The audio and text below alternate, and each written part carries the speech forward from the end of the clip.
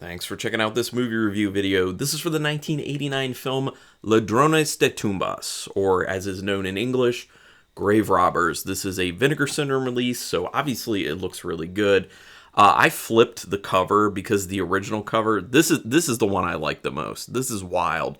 This is over the top looking. Doesn't say horror right here, but it obviously is horror. The original one is actually just what's on the disc.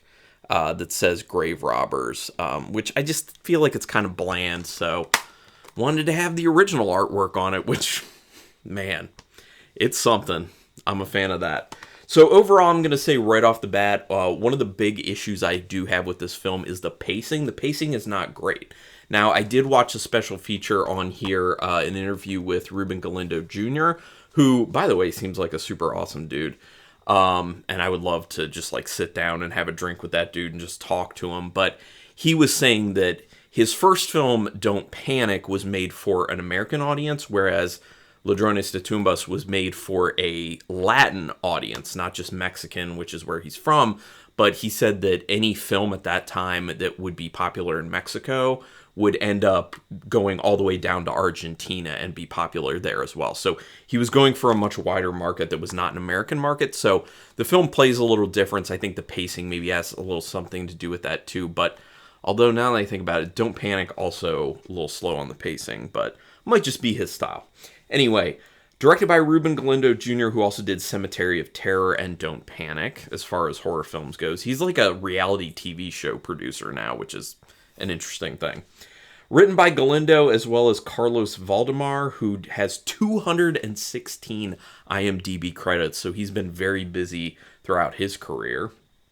By all accounts, this film is a mess of a film, but considered fun with good practical effects. That's the big thing. One of the things that Galindo talked about in his interview is that he was kind of on the cutting edge of bringing prosthetics into film in Mexico. He actually went to LA to kind of study a little bit with some people there who, you know, were big into doing prosthetics so that he could take it back and do it for this film. And that's the big thing, is like this film shines the most, in my opinion, with its practical effects, with those prosthetics, with the blood, the gore, the kills. That's the best part of the film. Obviously, if you've seen this film, there isn't a whole lot story-wise, so that's not really going to keep you super engaged, so you need those great practical effects and those fun kills, which I'll talk about as I go on. In the beginning of this film, typical satanic ritual stuff, specifically aimed at bringing about the Antichrist. Something that's been used a lot. This is something that obviously Galindo believed would work in the Latin market, so he was going heavy on that aspect of things. The supernatural, satanic rituals, things like that. So in the beginning, obviously, this guy's doing this satanic ritual. He ends up being found out because he was in a part of the Inquisition, I believe, and then he gets killed by the Inquisition, and they plant that axe in him, and as he's dying, he gives this curse out, and that's where you're just like, oh, okay, here we go. This is the crux of the film.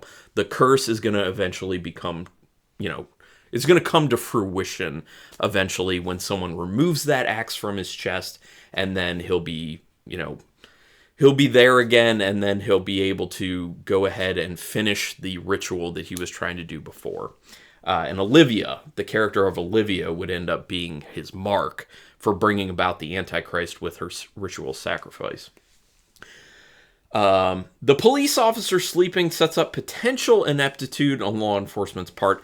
That guy in particular was pretty inept, but the captain, I thought they were going to have it where like all law enforcement, kind of like in Giallo films, were just inept, and like it would be up to regular citizens, someone else to kind of save the day here. But the captain ended up being the big hero of the day, along with one of said criminals, Manolo, who ends up obviously redeeming himself, initially being a 2-bit grave robber, hence the title, and then becoming a hero by fixing the issue he created. Go figure. Why does the captain need an Uzi? But it's Chekhov's Uzi, because you know that once you're introduced to this machine gun, that it will end up showing up later on in the film. It seems very excessive, seems very over the top, but, people like to see cool things like that in film, so I'm sure that's kind of why they decided to go that direction. Pretty odd scene with Jorge and Andrea coming out to the grave robbing in the back of that truck with everyone else, and then walking off after they have a fight about the driving to get there. They were like, you were going too fast. We were really feeling the potholes back here. And then he gets smacked. Jorge gets smacked by Manolo, and then they just walk off. And it's kind of like, okay, so why were you here in the first place? You're obviously not that committed to this idea of the grave robbing if you're just going to be like, you weren't driving the way I wanted you to. Peace out. It's just kind of weird. And then, like, when the storm starts because the curse is in effect, like, no one goes looking for them. Everyone's just like, fine, they're out of our lives. Jorge, Andrea, they could die. We don't care about them. It's a weird thing. They spend a lot of time on getting people down to the tomb, and then a lot of time looking at the actual treasure that they're finding in the tomb. This goes to the whole pacing issue that I have with the film. A lot of scenes just kind of really stretched out. Now, the overall running time is only 1 hour and 28 minutes with credits, and that's beginning and ending credits, and it didn't need to be that long, for sure. It needed a lot of time kind of taken out of it, because you don't need all that time watching them get down into the tomb, and you don't need all that time watching them just going around repeatedly discovering the same type of thing, like these gold coins and these pearl necklaces and all that stuff that they're planning to get rich from by pawning it. You would think that Manolo would consider listening to Rebecca about not opening the crypt, since they used her visionary powers to get the goods there in the first place. You know, she was the one, you got this sense that she had like this extra sensory something going on, because she was saying that she could like envision and like feel that the gold was going to be in that one grave. Now, obviously, when they first get in there, they're just like, oh, there's no gold. You led us astray. But she was correct. And then that's when she falls down through it. And then they find their goods. But you would think then Manolo, having, been proven that Rebecca's powers work, and her saying, really, we should not be doing this. You need to leave that axe in. She even said before that, don't open that crypt. Then they did open the crypt, and she said, don't remove that axe. And you would think at some point they would have listened. But Armando just goes ahead and he just yanks it right out of there. So especially since he specifically removed the axe, that most likely he's going to die at some point, which he does.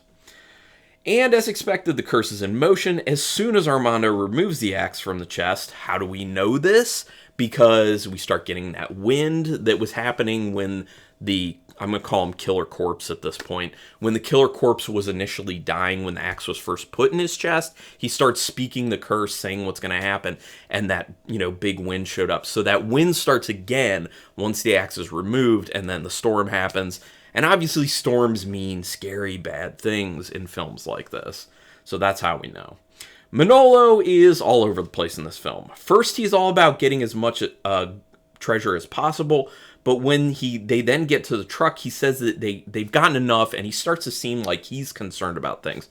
This, I think, just kind of speaks to the not great writing aspect of the film. Like I said, there's not a whole lot of story there. The characters aren't very well written. I will be rating this as an overall film as well as a So Bad It's Good film, because it is more of a So Bad It's Good film than anything, in my opinion.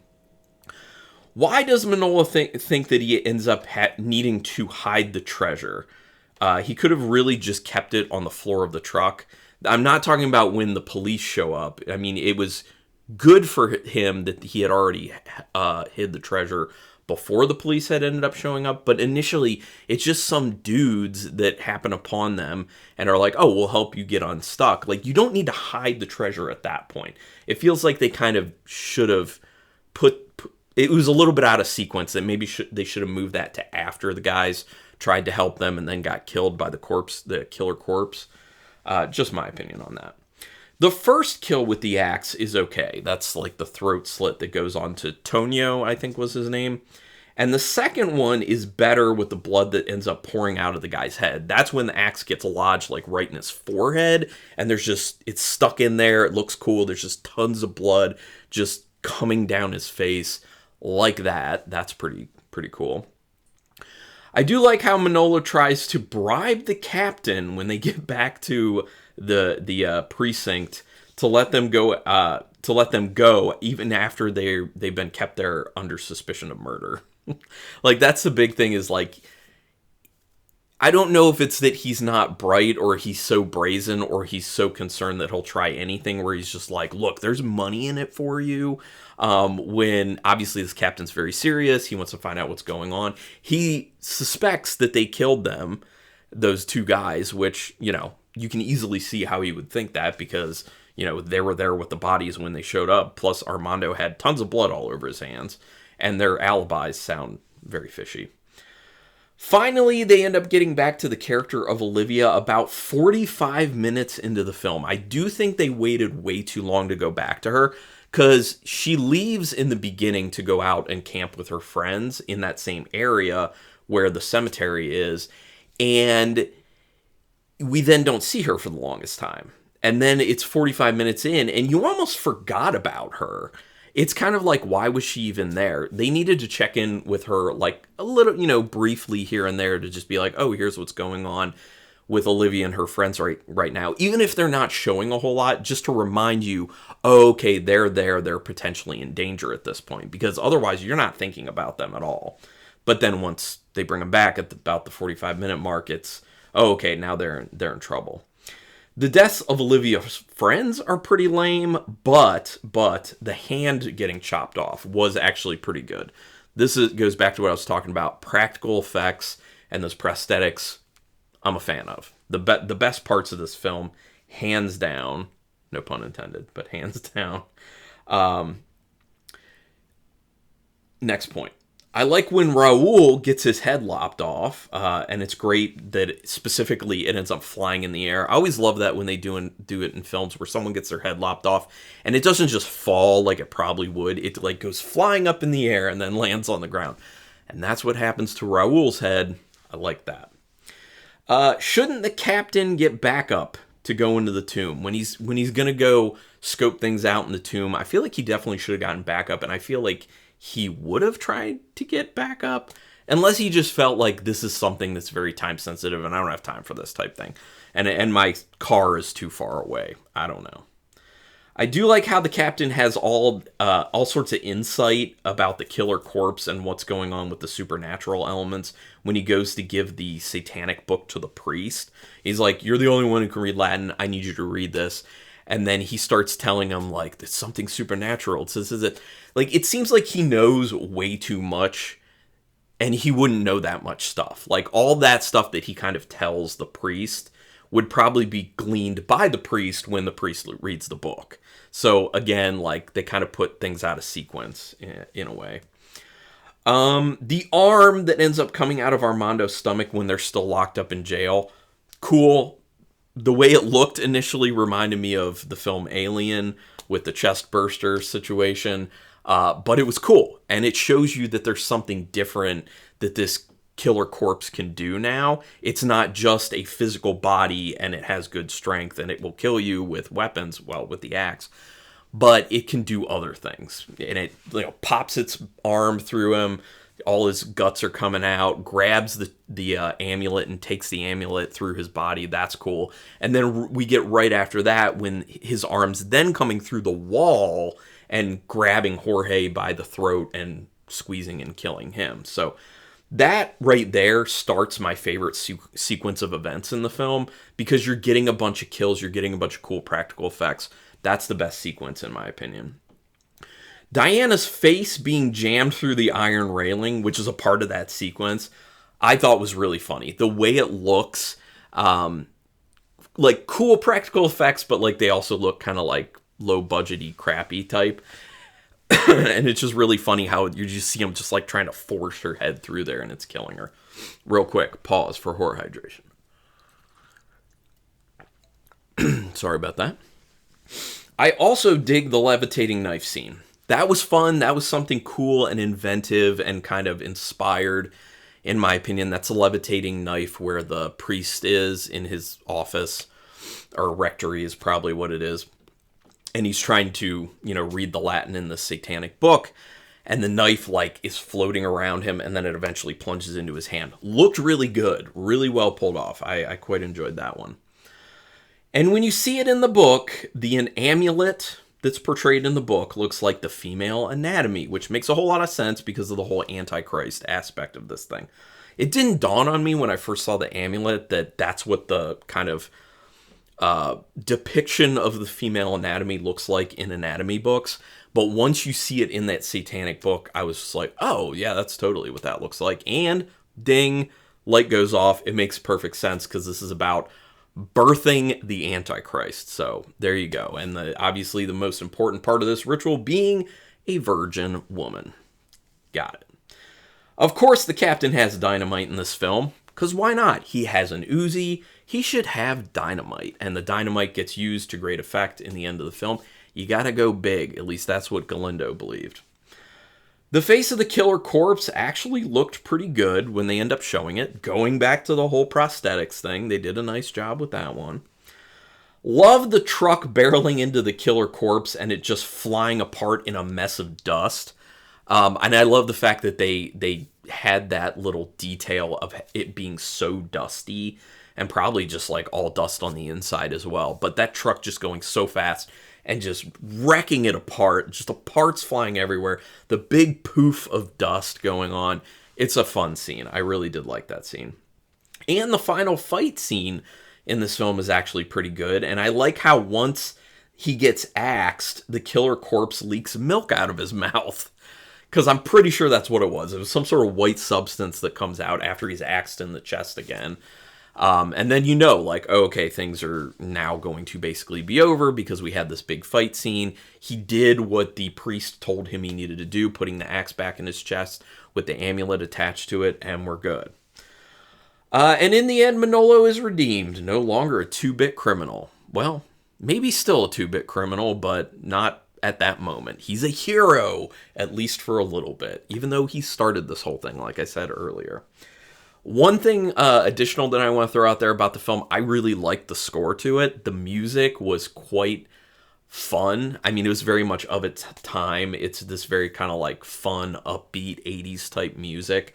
So I really enjoy that. I'm just a fan of that type of stuff. It's very nostalgic for me and fun. So really did like the music of this one. So out of 5 stars with half stars to play as a straight up film, 1 star as a so bad it's good film, I'll give it 2.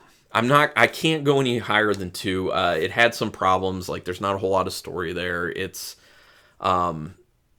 really, really slow at times. That's one of the biggest things that kills me. Yes, the very end, like it really does pick up a lot more.